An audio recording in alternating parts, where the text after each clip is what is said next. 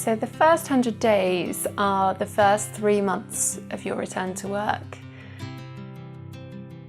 And the reason it's really important is that although having a plan may seem daunting, it's actually going to make a huge difference when you return to have those kind of first few months mapped out and have the first few objectives in there as well.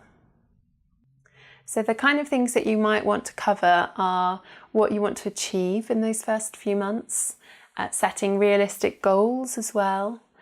So you might think about the kind of boundaries that you have in place and what the goals are in balance with those boundaries. You might also want to think about what kind of support you're going to need in those first few weeks. So some of the people that I've worked with think about what kind of training they need to front load in those first few months back. They might think about the kind of activities that are going to be really useful in the first few weeks before they get bogged down into work. So that might be spending a lot more time relationship building in the first few weeks back. It might be booking onto a lot more training in the first few weeks back as well. So what are the kind of things that are going to help you to achieve your objectives and to become more effective more quickly when you get back to work? So at the beginning of your first 100 days plan, you really need to think about talking to your line manager about what kind of changes and developments there have been in the organisation whilst you've been away. You might think about what the kind of objectives are that you have now on your return to work. So you might want to look back at what objectives did you have before you went on leave. So if you did a kind of review, even if it was an informal review before you went on leave, now's a really good time to look back at what were the development areas, what were the objectives that you had, and to come back to those and think about, are they still relevant? Which ones do you want to put in place and have as some of your objectives in the first 3 months back? You'll also want to talk to your manager about the organisation, what kind of changes have been happening in the business, also what's been happening in your team. So there might be lots of new people, there might be changes to the people. So you might also revisit your stakeholder map and think about who are the important people to you now. The other things to touch on with your line manager are your transition back and how that's going to happen. So if you're going back to your role as it was before, then to think about how you're going to get back the work that you were doing before, what kind of changes there have been. If you're going back to a new role, or there have been changes to your role in terms of the portfolio that you're working on or the kind of projects that you're working on. Just to have a chat about what's the transition plan for that, so that you don't get a whole dump of work on you in your first few days back, but how do you settle back in and phase into that work role?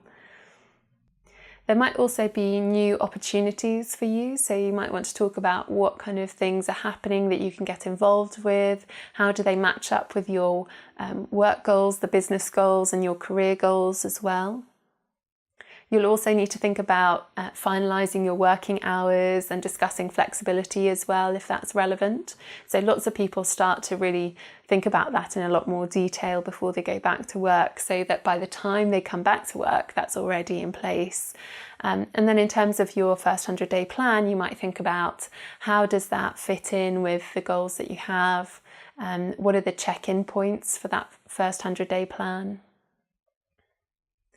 You might also want to think about who are the key stakeholders that you want to meet before you return. So some people that we work with don't want any kind of contact before they go back to work, and so they book that in for the first few weeks. Others have really important people that they want to keep in touch with, and so they start communicating with them in the weeks or months even before they go back to work as well. So you really need to think about what's going to suit you. When you go back to work and you're thinking about your first 100 days, your team are also going to be really important to think about. You might want to start meeting up with them before you go back and start reconnecting, rebuilding relationships. It's also important to think about understanding the team dynamics and what changes there have been there. So often if there are lots of new people, or people have come and gone, or even where people have been doing new bits of your role or have different responsibilities. They can often be changes in the way that the team work together, so it's good to get a sense of how that's working. You might want to kind of book in a few conversations or meetings where you're doing some information gathering. So it's really just asking questions around what's your team's experience nowadays? How are they working together? What's their experience of the business pressures, and what are the kind of challenges they're experiencing as well? If you're leading a team, you'll also want to be thinking about what your leadership style is like. So now's a good time to think about how you were leading the team beforehand and how you want to be now. So is there any difference? So some people that we work with have been promoted while they're on leave. Often they might have different priorities or different kind of boundaries that they have in place. So sometimes that means that you need to think about, how are you making things work beforehand? Do you need to be delegating more? Who do you want to be as a leader within that team? And how do you start doing that right from day one? The benefits of having a first 100 days plan is that it's going to give you a really good structure to your thinking. It's also really going to help you to create a list of actions and goals. So it's just going to give you a bit of a framework to work with.